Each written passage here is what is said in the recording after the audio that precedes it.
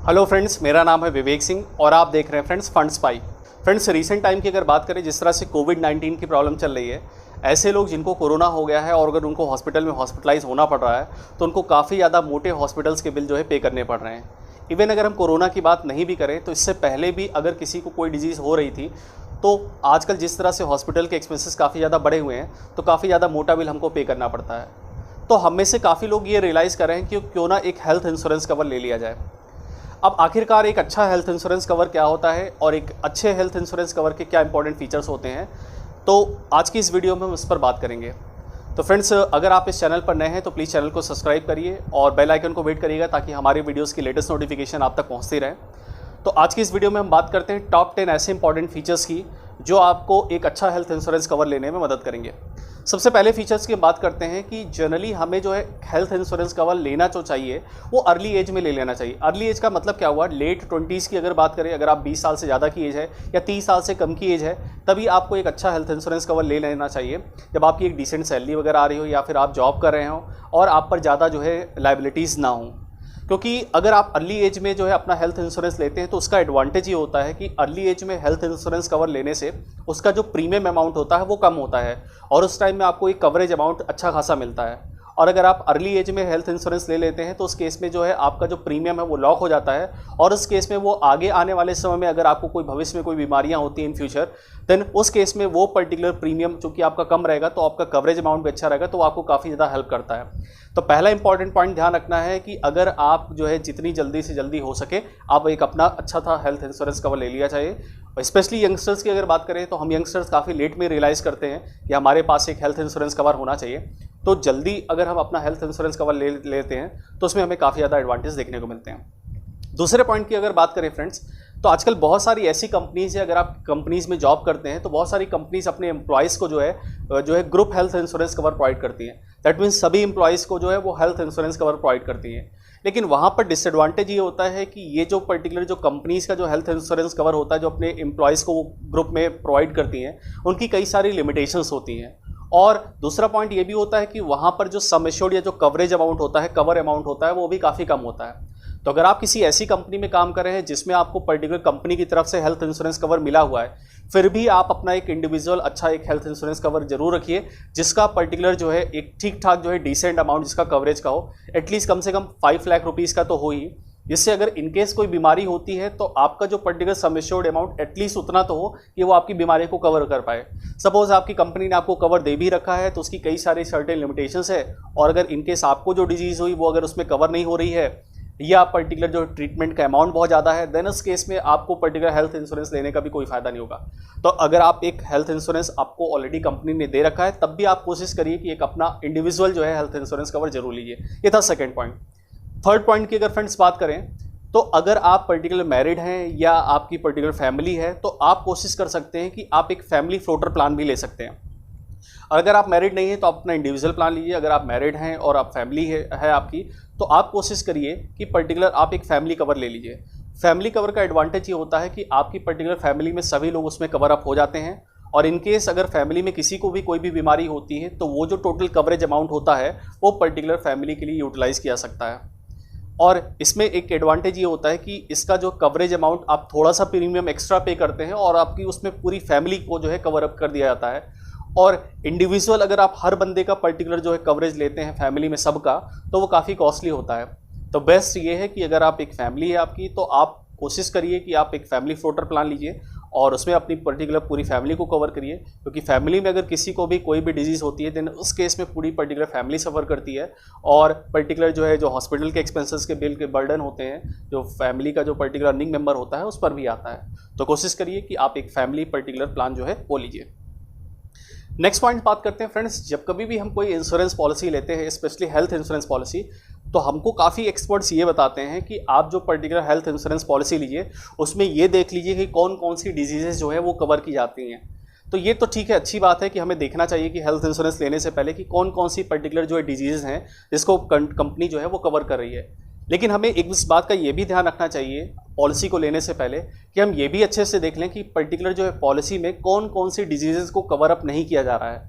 तो आजकल कई सारी कंपनीज हैं जो पर्टिकुलर ये तो आपको दिखाएंगे कि हम बहुत सारी डिजीज कवर कर रहे हैं, लेकिन वो पर्टिकुलर जो अपने जो है अगर आप कह सकते हैं कंक्लूजन या फिर अपने कॉन्ट्रैक्ट में वो बहुत शॉर्ट में मेंशन करते हैं कि कौन कौन सी डिजीज वो कवर अप नहीं कर रहे हैं। तो अगर आप एक हेल्थ इंश्योरेंस पॉलिसी ले रहे हैं तो आप एक अच्छे से पर्टिकुलर ये भी समझ लीजिए कि आपकी पर्टिकुलर पॉलिसी के अंदर कौन कौन सी डिजीज कवर नहीं हो रही हैं। ऐसा तो नहीं कि पर्टिकुलर कोई ऐसी डिजीज़ हो जो आपको इन फ्यूचर या आपकी फैमिली हेरिडिटी में आपकी फैमिली में ऑलरेडी किसी को था और वही डिजीज़ वो कवर नहीं कर रही, देन इन केस में अगर इन फ्यूचर कोई प्रॉब्लम होती भी है देन उस केस में वो कंपनी आपको कवर नहीं प्रोवाइड करेगी। तो हेल्थ इंश्योरेंस पॉलिसी से लेने से पहले ये भी आपको ध्यान रखना है कि जो पर्टिकुलर कंपनी आपको हेल्थ इंश्योरेंस प्रोवाइड कर रही है वो कौन कौन सी बीमारियों को कवर करती है और कौन कौन सी बीमारियों को नहीं कवर करती है। दोनों के दोनों पॉइंट्स को हम ध्यान में रखेंगे। नेक्स्ट वन फ्रेंड्स, एक हेल्थ इंश्योरेंस पॉलिसी लेने से पहले आपको ये भी ध्यान रखना है कि उसका जो प्री एग्जिस्टिंग पीरियड क्या है। प्री एग्जिस्टिंग पीरियड्स का मतलब क्या होता है फ्रेंड्स, जब आप कभी भी कोई हेल्थ इंश्योरेंस पॉलिसी लेते हैं तो जनरली जो कंपनीज आपके साथ जो ऑलरेडी बीमारियां चली आ रही होती हैं उसको कुछ पर्टिकुलर टाइम पीरियड्स के बाद ही कवर करना स्टार्ट करती हैं। सपोज आज मैंने कोई हेल्थ इंश्योरेंस पॉलिसी ली और मेरे साथ ऑलरेडी कोई बीमारी चली आ रही है, देन उस केस में कंपनी आपको बताएगी कि एक सर्टेन टाइम के बाद ही हम इस बीमारी को कवर करेंगे। जनरली कंपनीज इसका 1 ईयर से 4 ईयर तक का जो है प्री एग्जिस्टिंग पीरियड या वेटिंग पीरियड रखती हैं। और तो कई सारी कंपनीज 4 साल के बाद वो बीमारियों को कवर करती हैं, कई कंपनीज 1 साल के बाद ही कवर करती हैं। तो जब आप अपना एक हेल्थ इंश्योरेंस ले तो ये जरूर ध्यान रखिए कि जो प्री एग्जिस्टिंग पीरियड है वो कितना है। तो प्री एग्जिस्टिंग पीरियड जितना कम रहेगा वो आपके लिए उतना ही अच्छा होगा। तो पॉलिसी लेते समय ये अच्छे से जरूर ध्यान रखिए कि प्री एग्जिस्टिंग जो पीरियड है वो कम से कम होना चाहिए। अगर आपको उसके लिए थोड़ा सा एक्स्ट्रा प्रीमियम भी पे करना पड़ता है तो वो प्रीमियम पे करिए और कोशिश करिए अपना जो प्री एग्जिस्टिंग पीरियड है वो कम से कम रखिए। नेक्स्ट वन हम बात करते हैं फ्रेंड्स, जब हम हॉस्पिटल में हॉस्पिटलाइज होते हैं तो उसके बाद जो है हमें पर्टिकुलर जो है किसी वार्ड में रखा जाता है, चाहे फ्रेंड्स हमें वो जनरल वार्ड में रखा गया, चाहे वो हमें किसी प्राइवेट रूम में रखा गया है या हमें आईसीयू के रूम में रखा गया। देन उस केस में जो कंपनी है वो आपका रूम रेंट कवर जो है वो अलग जो है पर्टिकुलर आपके सम एश्योर्ड अमाउंट्स के हिसाब से रखती है। फॉर एग्जाम्पल आपका कवरेज अमाउंट जो है 5 लाख रुपीज़ का है, सम एश्योर्ड अमाउंट। लेकिन कंपनीज क्या करती हैं, कई सारी कंपनीज कैपिंग लगा लेती हैं आपके पर्टिकुलर जो है डेली के रूम रेंट चार्जेस पर। सपोज आप किसी आईसीयू के रूम में जो है एडमिट हैं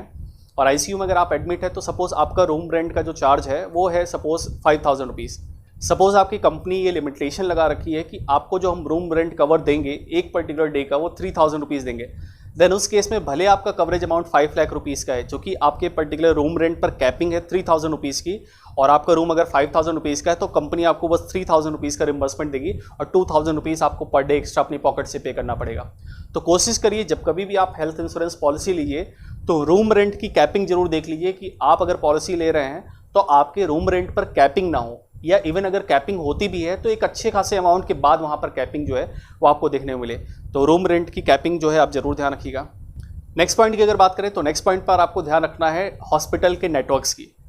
आजकल पर्टिकुलर अगर आप कोई भी हेल्थ इंश्योरेंस पॉलिसी लेते हैं, जनरली बहुत सारे जो है हेल्थ इंश्योरेंस कंपनीज जो हैं उनके जो टाई अप हॉस्पिटल्स हैं वो कई सारी सिटीज़ में देखने को मिलते हैं। लेकिन आपको अपना हेल्थ इंश्योरेंस लेने से पहले ये अच्छे से ध्यान रखना है कि आप जिस कंपनी का हेल्थ इंश्योरेंस ले रहे हैं क्या उस कंपनी के पर्टिकुलर नेटवर्क हॉस्पिटल्स आपके पर्टिकुलर एरिया के आसपास हैं कि नहीं, आप जिस सिटी में है उस पर्टिकुलर सिटी में है कि नहीं है, आपके होम टाउन में है कि नहीं है, आप पर्टिकुलर कल को जॉब के लिए किसी और नई लोकेशन पे या किसी और नई लोकेशन पर जाते हैं या आपका कहीं ट्रांसफ़र होता है तो पर्टिकुलर उस बड़ी बड़ी मेजर जो सिटीज़ हैं वहाँ पर पर्टिकुलर हॉस्पिटल के नेटवर्क्स है कि नहीं। तो नेटवर्क हॉस्पिटल्स जो है वो अच्छे से आप देख लीजिए, आप उसको एनालाइज कर लीजिए कि आपको पर्टिकुलर जो हेल्थ इंश्योरेंस कंपनी आपको हेल्थ इंश्योरेंस दे रही है उसके नेटवर्क या टाई अप जो हॉस्पिटल्स हैं वो पर्टिकुलर अच्छे हॉस्पिटल्स होने चाहिए और जनरली ऐसी सिटीज़ में होने चाहिए जहाँ पर पर्टिकुलर आप आसानी से पहुँच सकें ताकि पर्टिकुलर आपके जो ट्रैवल एक्सपेंसेस हैं वो काफ़ी ज़्यादा कम हों। नेक्स्ट वन फ्रेंड्स बात करते हैं कवरेज अमाउंट की। बहुत सारी कंपनीज ऐसी हैं जो पर्टिकुलर हॉस्पिटल के चार्जेस आपको तभी जो है रिम्बर्समेंट करती हैं जब एटलीस्ट मिनिमम 24 आवर आप हॉस्पिटलाइज होते हैं। सपोज़ आपने एक हेल्थ इंश्योरेंस पॉलिसी ले ली और वो कवरेज आपका तभी अमाउंट होता है जब आप पर्टिकुलर किसी डिजीज़ के लिए जो है 24 आवर्स के लिए एटलीस्ट मिनिमम हॉस्पिटलाइज होते हैं। और जनरली कई सारी कंपनीज जो है डे केयर फैसिलिटीज़ के लिए जो है डे केयर ट्रीटमेंट्स के लिए आपको पैसा नहीं पे करती। फॉर एग्जांपल जनरली जिस हिसाब से मेडिकल जो है साइंस में काफ़ी ज़्यादा एडवांसमेंट हो चुका है, बहुत सारी जो है पर्टिकुलर ट्रीटमेंट में हमें कई बार हॉस्पिटलाइज नहीं होना पड़ता है, लेकिन उन पर्टिकुलर ट्रीटमेंट्स में हमें अच्छा खासा पैसा अपनी पॉकेट से पे करना पड़ता है, जिसमें आपको हॉस्पिटलाइज नहीं किया गया लेकिन आपके ट्रीटमेंट में एक अच्छा खासा पेमेंट आपको करना पड़ता है और इन चीज़ों को हम रियलाइज़ नहीं करते हैं। सपोज़ कोई डेंटल केयर में आपको कोई पर्टिकुलर प्रॉब्लम हो गई है, दांतों में कोई प्रॉब्लम है, या आपको आई से रिलेटेड कोई आपको पर्टिकुलर जो है प्रॉब्लम है, वो अगर आप टेस्ट कराते हैं तो आपके टेस्ट वो काफ़ी कॉस्टली होते हैं और उस केस में हम कई बार उसको रियलाइज़ नहीं करते हैं। तो जब आप एक हेल्थ इंश्योरेंस कवर लें तो आप ये ज़रूर ध्यान रखिए कि ठीक है 24 आवर्स के हॉस्पिटलाइजेशन के बाद आपका वो कंपनी पर्टिकुलर हेल्थ इंश्योरेंस आपको कवरेज देगी। आजकल बहुत सारी कंपनीज ऐसी हैं जो प्रीमियम थोड़ा सा ज़्यादा चार्ज करती हैं, लेकिन आपका जो डे केयर ट्रीटमेंट होता है उसको भी पूरी तरह से कवर करती हैं। तो अगर आप एक हेल्थ इंश्योरेंस बाई कर रहे हैं तो कोशिश करिए आप डे केयर ट्रीटमेंट्स को भी कवर अप करिए, ताकि आपके जो डे टू डे जो है एक्सपेंसेस जो है हॉस्पिटल्स में अगर जाके होते हैं ट्रीटमेंट पर्टिकुलर कराने में आपको छोटी सी बीमारी के लिए भी, तो वो पर्टिकुलर आपका कवरेज उसी में पूरी तरह से कवर अप कर लिया जाए। फ्रेंड्स, नेक्स्ट वन की अगर बात करें तो नेक्स्ट वन जो एक इंपॉर्टेंट पॉइंट है claim process and settlement process. तो क्लेम एंड सेटलमेंट प्रोसेस पर भी हमें अच्छे से ध्यान देना है कि आप जिस पर्टिकुलर कंपनी का जो है हेल्थ इंश्योरेंस ले रहे हैं उसका जो सेटलमेंट या फिर रिम्बर्समेंट का जो प्रोसेस है वो काफ़ी फास्ट होना चाहिए। जनरली कंपनीज़ का जो पर्टिकुलर जो नेटवर्क होता है उसमें पर्टिकुलर जो है हॉस्पिटल के जो नेटवर्क होते हैं उनमें तो वो कैशलेस ट्रीटमेंट करते हैं। कैशलेस ट्रीटमेंट का फ्रेंड्स मतलब क्या हुआ कि आप पर्टिकुलर अपने जो नेटवर्क हॉस्पिटल्स में जाएंगे और हॉस्पिटलाइज हो जाएंगे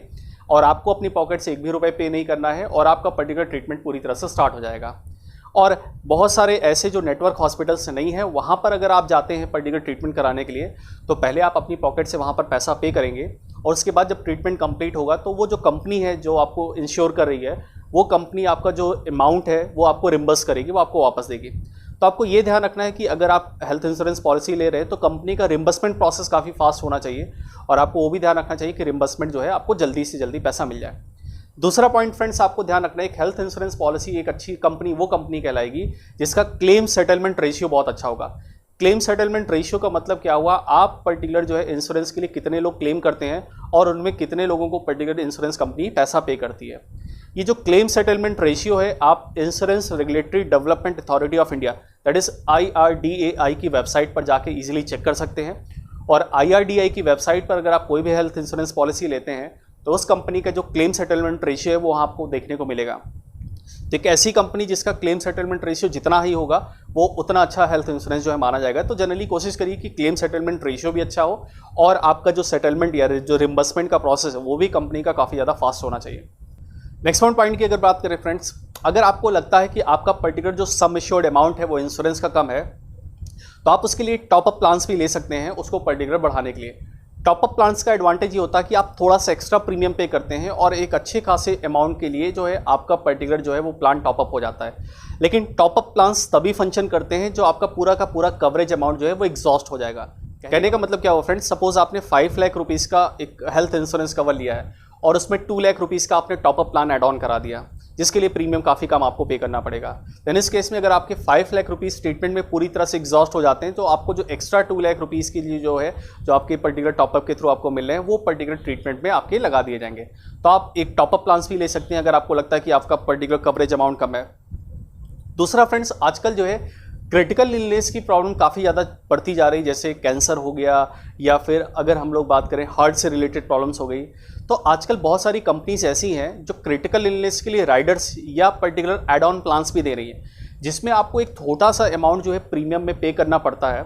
और अगर इनकेस पर्टिकुलर आपको कोई क्रिटिकल इलनेस वाली डिजीज़ आपकी पर्टिकुलर डायग्नोस होती है देन उस केस में फ्रेंड्स कंपनी जो है आपको एक अच्छा खासा सम एश्योर्ड जो है अमाउंट आपको ट्रीटमेंट से पहले ही दे देती है और उस केस में आप अपना ट्रीटमेंट बहुत इजीली करा सकते हैं। फॉर मैं एग्जांपल आपको बताऊं, सपोज आपने 1000 रुपीज़ का एक पर्टिकुलर जो है राइडर ले लिया या टॉपअप प्लान ले लिया और उस केस में आपको सपोज 20 लाख का क्रिटिकल इलनेस का कवर मिल गया। सपोज इनके सामने वाले बंदे को अगर जो है सपोज कैंसर की बीमारी अगर डिटेक्ट होती है, डायग्नोस होता है, देन उस केस में कंपनी सीधे आपको 10 लाख या 20 लाख जो भी आपका पर्टिकुलर जो है राइडर का प्लान है वो अमाउंट आपके अकाउंट में ट्रांसफर कर देगी और उस केस में आप अपना ट्रीटमेंट बहुत ईजिली करा सकते हैं। तो कहने का मतलब क्या हुआ फ्रेंड्स, ये आप इन 10 जो है इंपॉर्टेंट पॉइंट्स को ध्यान रखिएगा कि आप एक अच्छा हेल्थ इंश्योरेंस लें, क्योंकि ऐसा ना हो कि हमारे माइंड में ये रहे कि हमने एक हेल्थ इंश्योरेंस कवर तो ले रखा अच्छा, लेकिन जब इन केस ऑफ ट्रीटमेंट की अगर बात आए और जब उसकी एक्चुअल में एग्जीक्यूशन की बात आए तो हमें वहाँ पर बहुत सारी प्रॉब्लम्स आए और हमें ये पता चले कि हमारी पर्टिकुलर कंपनी इन चीज़ों को कवर ही नहीं करती। तो एक अच्छा हेल्थ इंश्योरेंस प्लान आप जरूर लीजिए,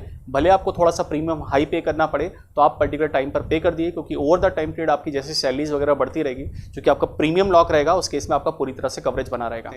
तो आप हमारी वेबसाइट www.fundspy.com पर पर विजिट कर सकते हैं। साथ ही साथ आप प्ले स्टोर से हमारा एंड्रॉयड एप्लीकेशन फंड्स पाई भी इंस्टॉल कर सकते हैं। तो फ्रेंड्स, उम्मीद करता हूँ ये वीडियो आपको अच्छी लगी होगी। अगर आपको ये वीडियो अच्छी लगी तो प्लीज़ हमारी वीडियो को लाइक करिए और चैनल को भी सब्सक्राइब करिएगा। साथ ही साथ बेल आइकन को वेट करिए ताकि हमारी इस तरह की वीडियोस की लेटेस्ट नोटिफिकेशंस आप तक समय से पहुंचती रहे।